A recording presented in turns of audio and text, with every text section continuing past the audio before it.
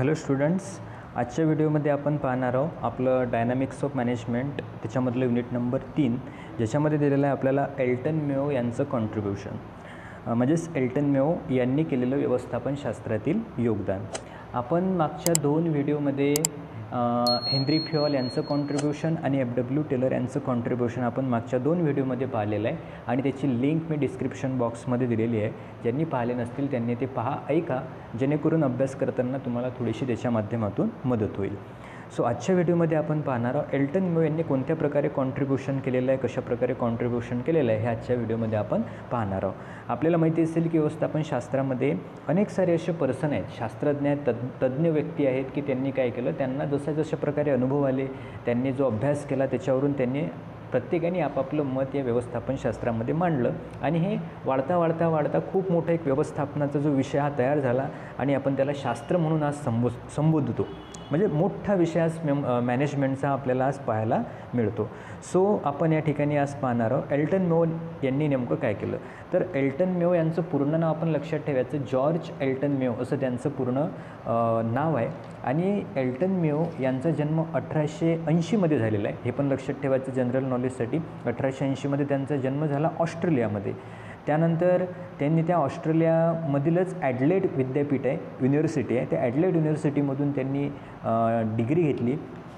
आणि त्यानंतर मग 1922मध्ये त्यांनी काय केलं, तर त्या अमेरिकेमध्ये एका जे अत्यंत famous Harvard graduate school of business administration या संस्थेमध्ये त्यांनी काय केलं, काम केलं. नंतर मग 1927 ते 1938 1927 to 1938 या काळात शिकागोच्या वेस्टर्न इलेक्ट्रिक कंपनीच्या हॅथॉर्न येथील कारखान्यात त्यांनी काय केले, वेगवेगळं संशोधन केलं आणि त्याच्यामुळे ते अत्यंत फेमस झाले. म्हणजेच त्याला आपण हॅथॉर्न प्रयोग म्हणतो.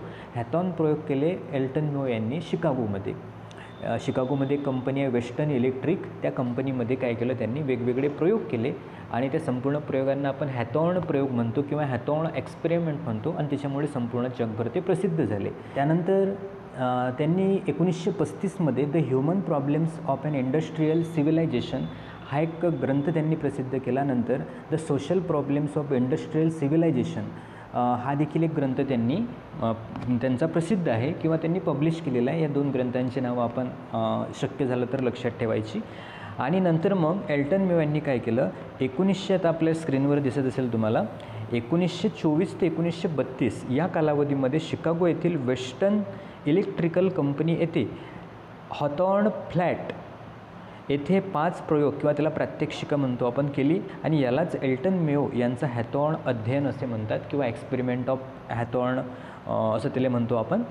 तर हा कधी केला आहे प्रयोग, तर 1924 ते 1932 या कालावधीमध्ये त्यांनी एक्सपेरिमेंट केले आणि जे आपल्या सिलेबसमध्ये आहेत तेच आता आपल्याला या ठिकाणी पाहायचे आहेत. मग त्यांनी नेमकं काय केलं, तर त्यांनी टोटल 5 प्रकारचे एक्सपेरिमेंट केले, टोटल 5 त्यांनी प्रयोग केले आणि त्या 5 पैकी 3 जे प्रयोग आहेत ते अत्यंत जगभर म्हणू शकतो आपण, संपूर्ण जगभर प्रसिद्ध आहेत. आता त्या 5ही प्रयोगांचं आपण या ठिकाणी काय त्यांनी केलं हे आपण या ठिकाणी पाहूया. सो तुम्हाला स्क्रीनवर दिसत असेल प्रात्यक्षिक क्रमांक 1 म्हणजे त्यांचा एक्सपेरिमेंट नंबर 1. काय केलं त्यांनी, पहिला प्रयोग पहा. या प्रयोगाद्वारे कर्मचाऱ्यांच्या कार्यक्षमतेचा अभ्यास करण्यात आला. 3 ऋतूंमध्ये महिला कर्मचाऱ्यांच्या कार्यक्षमतेचे विश्लेषण या प्रात्यक्षिकेद्वारे करण्यात आले. यासाठी 2 स्वतंत्र दालने तयार करण्यात आली. पहिल्या दालनातील महिलांना स्वतंत्र देण्यात आले तर दुसऱ्या दालनातील महिलांवर नियंत्रण ठेवण्यात आले. या प्रात्यक्षिकाद्वारे असा निष्कर्ष आला की नियंत्रणाशिवाय कार्यक्षमतेमध्ये वाढ होत नाही. नियंत्रणामुळे कर्मचाऱ्यांच्या जबाबदारीची जाणीव होते व ते कार्यप्रवण बनतात. नियंत्रणाचा अभाव नसल्यास कर्मचाऱ्यांमध्ये काम टाळण्याची प्रवृत्ती निर्माण होते. याच्या म्हणजे थोडक्यात काय म्हणणं आहे या पहिल्या एक्सपेरिमेंटचं, की त्या एल्टन मेयो यांनी काय केलं, 2 प्रकारचे गट तयार केले आणि 3 ऋतूंमध्ये महिलांचे गट तयार केले त्यांनी आणि 3 ऋतू म्हणजे हिवाळा, पावसाळा, उन्हाळा अशा प्रकारे 3ही ऋतूमध्ये त्यांच्यावर प्रयोग केले आणि 2 स्वतंत्र त्या ठिकाणी काय केलं, एक दालनं म्हणजेच ऑफिस तयार करण्यात आलं. एका रूममध्ये वेगळे, दुसऱ्या रूममध्ये वेगळे. त्याच्यामधला जो पहिला जो गट आहे किंवा पहिली जे एक ग्रुप म्हणू आपण, पहिल्या ग्रुपवर काय केलं त्यांनी, नियंत्रण ठेवलं आणि दुसऱ्या ग्रुपला स्वतंत्र देऊन टाकलं, म्हणजे त्यांच्यावर कोणत्याही प्रकारे नियंत्रण ठेवलेलं नाही. मग हे संपूर्ण असं अनेक दिवसांपर्यंत चाललं. मग संपूर्ण हे 3-4 महिने पूर्ण वर्ष झाल्यानंतर मग काय झालं, एल्टन जॉन यांना समजलं की ज्याच्यावर आपण नियंत्रण ठेवलं, जो आपण ग्रुप तयार केला आणि ज्या ग्रुपवर आपण काय केलं, नियंत्रण ठेवलं, तर ते नियंत्रण ठेवल्यामुळे काय झालं की त्या नियंत्रणामध्ये असणारे संपूर्ण एम्प्लॉई, संपूर्ण कर्मचारी यांना त्यांच्या जबाबदारीची जाणीव झाली, त्यांना त्यांचे कामं समजले आणि ते चांगल्या प्रकारे त्यांनी काम केलं आणि एक चांगले एक्सलंट कर्मचारी ते बनले, चांगल्या प्रकारे कर्मचारी ते बनले.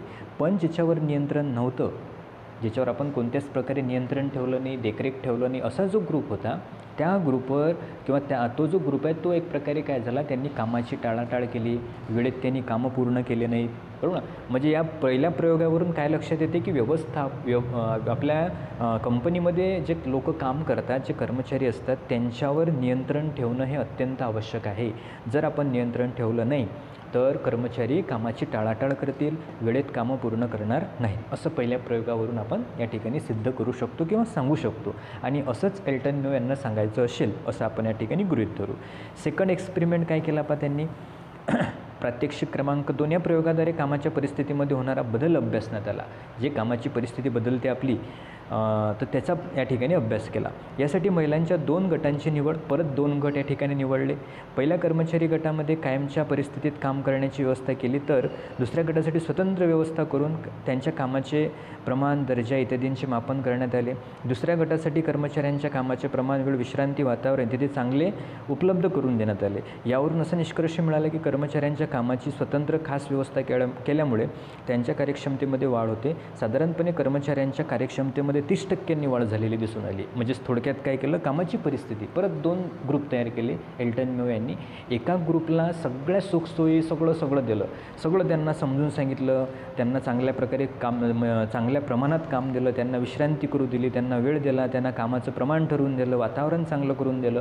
आणि जो दुसरा एक ग्रुप होता तर त्याला कोणत्याच प्रकारे सुखसुविधा किंवा हे कोणत्याच प्रकारे दिलं नाही. एकदम म्हणजे त्यांना पण एक प्रकारे स्वतंत्र देऊन टाकलं. कधी कामावर या काही त्यांना कोणत्या प्रकारे सुट्टी दिली नाही, कोणत्या प्रकारे विश्रांती करू दिली नाही, असा एक ग्रुप.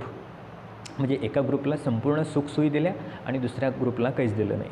मग याच्यावरून असं लक्षात आलं की ज्या ग्रुपला, ज्या समूहाला आपण संपूर्ण सुखसोयी देतो, संपूर्ण सुविधा प्रदान करतो, त्यांना विश्रांती करू देतो, आपण चांगलं वातावरण देतो, चांगला काम त्यांना ठरवून देतो, तर असे लोक जे आहेत, असा जो ग्रुप आहे चांगल्या प्रकारे काम करू लागला. आणि ज्यांना आपण काहीच देत नाही, तो चांगल्या प्रकारे काम तो करू शकणार नाही किंवा त्यांनी काम केलं नाही, असाच निष्कर्ष यांनी काढला. आणि नंतर झालं काय की ज्यांना आपण सुखसोयी दिल्या, सगळ्या गोष्टी दिल्या, तर त्या ग्रुपच्या कार्यक्षमतेमध्ये 30% वाढ त्या ठिकाणी झाली. एवढा मोठा चांगला एक एक्सपेरिमेंट झाला. आणि त्याच्यावरून मग लक्षात आलं कंपनीमध्ये जे लोक काम करतात प्रत्येकाला आपल्याला चांगल्या सुखसुविधा देणं अत्यंत आवश्यक आहे, त्यांना विश्रांतीची वेळ देणं आवश्यक आहे, हे आपल्याला त्या ठिकाणी समजलं. नंतर एक्सपेरिमेंट 3, तिसऱ्या प्रयोगामध्ये काय केलं या प्रत्येकीसाठी 5 अनुभवी महिलांचा स्वतंत्र एक गट तयार करण्यात आला. त्यांना कामाच्या ठिकाणी आवश्यक सुविधा व प्रेरणा देण्यात आली. या गटातील महिलांची इतर विभागातील महिलांपेक्षा 12% उत्पादकता अधिक असल्याचे आढळून आले. या महिलांना दुपारचे जेवण कंपनीमार्फत पुरवण्यात आले. याचा परिणाम पुढील प्रमाणे आढळून, म्हणजे दुसरा आणि तिसरा हे जवळपास सारखेच आहे. याच्यामध्ये पण काय केलं, 5 अनुभवी महिलांचा एक स्वतंत्र गट तयार करण्यात आला. त्यांना सगळ्या सुखसुविधा दिल्या, सगळं दिलं, प्रेरणा, मोटिवेशन देत राहिले ते नेहमी. त्यानंतर सगळ्या आवश्यक असणाऱ्या सुविधा दिल्या. असं केल्यामुळे काय झालं म्हणते, तर 12% त्या गटाची किंवा त्या स्वतंत्र समूहाची जे उत्पादकता आहे, म्हणजे उत्पादन करण्याची क्षमता 12% वाढली. आणि त्याच्यामुळे मग काय झालं, त्यांचं लक्षात आलं किंवा काय करावं लागेल, आपल्याला संपूर्ण कर्मचाऱ्यांना चांगल्या सुखसुविधा द्याव्या लागतील. त्यानंतर त्याचा परिणाम आणखी या तिसऱ्या प्रयोगाचे एक प्रकारे आपल्याला घटक दिलेले आहेत. काय सांगितलं याच्यामुळे काय झालं, असं केल्यामुळे कर्मचाऱ्यांचा थकवा कमी झाला. त्याच्यानंतर एकलकोंडेपणा कमी झाला, म्हणजे जे एकटे राहतात कर्मचारी ते दूर झालं, संपूर्ण एकीनं काम करू लागले. कर्मचारी गटात चांगले सामील होतात, कर्मचाऱ्यांची एकी वाढते. असं जर आपण केलं, समजा सुखसुविधा सगळ्या गोष्टी दिल्या तर एकीनं काम करतात. कर्मचाऱ्यांचा आर्थिक आणि आर्थिकेतर लाभ मिळतात, म्हणजे त्यांना त्यांना जास्त पगार तर मिळतोच, परंतु पगारासोबत त्यांना आणखी चांगल्या प्रकारे त्यांची ओळख निर्माण होते, त्यानंतर एक चांगल्या प्रकारे त्यांची प्रेस्टीज निर्माण होते, अशा आर्थिक इतर लाभ त्यांना मिळतात. पर्यवेक्षणाचा खर्च कमी होतो. असं जर आपण सुखसुविधा दिल्या तर जास्त पर्यवेक्षण करण्याचं काम आपल्याला पडत नाही आणि कर्मचाऱ्यांची कार्यक्षमता विकसित होते. चांगल्या प्रकारे सुखसुविधा जर दिल्या तर कर्मचाऱ्यांची कार्यक्षमता विकसित होते. अशा प्रकारे चौथं एक्सपेरिमेंट बघा म्हणते, या प्रात्यक्षिकाद्वारे कर्मचाऱ्यांच्या मुलाखती घेऊन त्यांची मते एकत्रित करण्यात आली. 1928 ते 36 या कालावधीमध्ये 21,000 कर्मचाऱ्यांचा सर्वे करण्यात आला. कर्मचाऱ्यांना त्यांचे कामाची परिस्थिती, पर्यवेक्षण याबाबत प्रश्न विचारून माहिती गोळा करण्यात आली, परंतु अनेक कर्मचाऱ्यांनी त्या उत्तराची पुनरावृत्ती केल्याचे निदर्शनास आले. त्यानंतर कर्मचाऱ्यांनी खुल्या पद्धतीने मुलाखती आयोजित करण्यात आले. आपल्या अनुभवाद्वारे कंपनीचे सविस्तर वर्णन केले. त्याद्वारे कंपनीच्या दैनंदिन कामकाजातील समस्या समजल्या व त्या दूर करून कामाची परिस्थिती सुधारण्यासाठी ते प्रात्यक्षिक उपयुक्त ठरले. हे सोपी आहे. काय केलं चौथ्या एक्सपेरिमेंटमध्ये 1928 ते 36 या कालावधीमध्ये 21,000 कर्मचाऱ्यांचा सर्वे, परंतु लोकांनी तेच ते उत्तरं, तेच ते क्वेश्चन असं झालं. मग काय केलं त्यांनी नंतर त्यांनी काय केलं तर खुल्या पद्धतीने मुलाखती घेतल्या, म्हणजे ओपन इंटरव्ह्यू सगळ्या लोकांचे घेतले. आणि मग त्याच्यामुळे काय झालं की कर्मचाऱ्यांना येणाऱ्या समस्या, त्यांना कोणत्या अडचणी निर्माण होतात, त्यांच्या अपेक्षा काय आहेत, त्यांना आपण काय देऊ शकतो कर्मचाऱ्यांना, हे संपूर्ण काय झालं त्या एल्टन मेयो यांना समजलं आणि त्यांनी संपूर्ण मग ते व्यवस्थापक लोकांना सांगितलं. असा चौथा एक्सपेरिमेंट होता. आणि 5वा एक्सपेरिमेंट त्यांनी काय केला या प्रत्यक्षाकडे निरीक्षण पद्धतीचा अवलंब करण्यात आला. बँकेतील 14 ऑपरेटर्सपैकी 9 वायरमन, 3 सोल्डर्स, 2 निरीक्षक इत्यादी गट तयार करण्यात आला.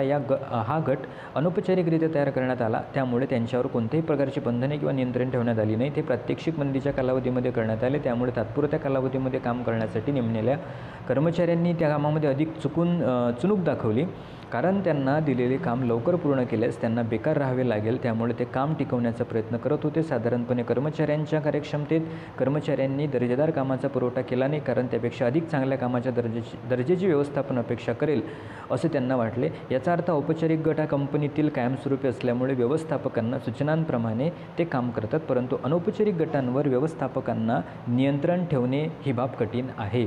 म्हणजे थोडक्यात आता काय सांगितलं हा 5वा जो एक्सपेरिमेंट आहे, 5वा जो प्रयोग आहे हा अत्यंत महत्त्वाचा आहे आणि हा संपूर्ण फेमस आहे. आता याच्यामध्ये काय सांगितलं, याच्यामध्ये तर तुम्ही समजा आता वाचू शकाल स्क्रीनवर, पण लक्षात ठेवायचं आपण की एल्टन मेयो यांचं असं म्हणणं आहे की प्रत्येक कंपनीमध्ये 2 गट असतात. एक असते औपचारिक आणि एक असते अनौपचारिक. औपचारिक गट म्हणजे काय की जो आपण नियमानुसार तयार करतो त्याला औपचारिक गट असं म्हणतो, आणि जो ॲटोमॅटिक तयार होत असते त्याला अनौपचारिक. जसं आता तुम्ही कॉलेजमध्ये जात असाल, तुमचा जो BCom फर्स्ट सेमचा फर्स्ट इयरचा जो वर्ग आहे हा कॉलेजनं तयार केलेला आहे, त्याच्यामुळे तो औपचारिक, तो नियमानं तयार झाला औपचारिक. पण तुम्ही कॉलेजमध्ये गेल्यानंतर 2 मित्रमैत्रिणी कॉमर्सचे, 2 मित्रमैत्रिणी सायन्सचे, 2 मित्रमैत्रिणी आर्टचे, आपले विचार जुळतात, आपला ग्रुप तयार होते मित्रमैत्रिणींचा, तर तो जो ग्रुप तयार झाला त्याला म्हणतात अनौपचारिक गट किंवा अनौपचारिक संघटना असं त्याला म्हणत असतात.